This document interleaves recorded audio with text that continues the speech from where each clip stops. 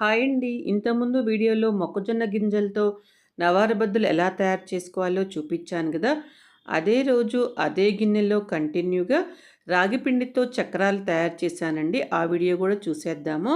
అదే బౌల్‌లో ఒక టీ గ్లాసు రాగి పిండి, 3 గ్లాసుల వరిపిండి వేసి, ఒక స్పూన్ సాల్టు, హాఫ్ స్పూన్ ఎర్రకారము, ఒక స్పూన్ వాముని అరచేతిలో వేసి బాగా నలిపివేస్తే మంచి స్మెల్లొచ్చి వాము వాసన చాలా బావుంటాయండి చక్రాలు.